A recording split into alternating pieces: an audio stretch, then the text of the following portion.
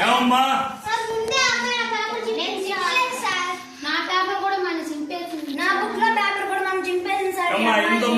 అమ్మా ఇంతమంది చెప్తున్నారంటే నువ్వు పేపర్లు చించుతున్నావు తప్పు కదా అని చూడు.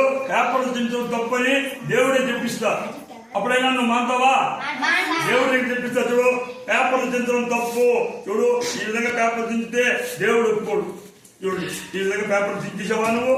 వేరే వాళ్ళు నోట్స్లు చించితే వాళ్ళు రాయాలంటే ఎంత కష్టం. ఈ విధంగా ముక్కలుగా పేపర్లు చించేస్తే తప్ప ఒప్పు అనేది దేవుడిని అడగదామా? దేవుడిని అడిగి పేపర్ చించడం తప్పు అయితే మనము, ఓ దేవుడా పేపర్ చించడం కరెక్ట్ అయితే ఈ చించిన పేపర్ ఇలాగే ఉండాలి.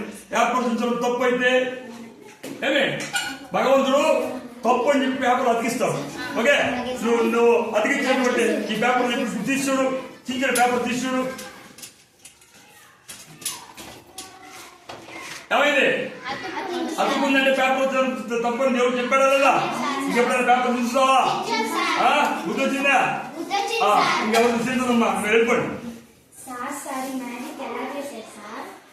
వాళ్ళకి బుద్ధి రావాలని నేను ఈ మ్యాజిక్ చేశాను. అంటే యాక్చువల్గా ఏంటంటే వాళ్ళు చించినటువంటి కార్యక్రమం అమ్మాయికి పేపర్ చించడం అలవాటు కదా, అందుకని అది మానిపించడం కోసం చేశా. అసలు ఆల్రెడీ ఈ అమ్మాయి పేపర్ చించుతుంది చెప్పి ఇప్పుడు ఆ అమ్మాయి చించిన పేపరు ఇక్కడ ఉందన్నమాట. ఇది చేతిలో పెట్టేసి ఆ పేపర్ ఇచ్చారనమాట. అర్థమైందా? ఇదే సైన్స్ అనేది అన్నింటిలో ఉంటుంది కానీ మ్యాజిక్ అనేది ప్రత్యేకంగా ఉంటుంది. ఓకే, మొత్తం మీద ఈ అమ్మాయికి ఈ వేరే వాళ్ళ నోట్స్ చెప్తున్న మానిపించా. మంచిదే కదా, అది మ్యాజిక్ ద్వారా మంచి చేయాలి. ఓకే, జనాలు దోచుకునేటువంటి పని చేయకూడదు. Okay, right.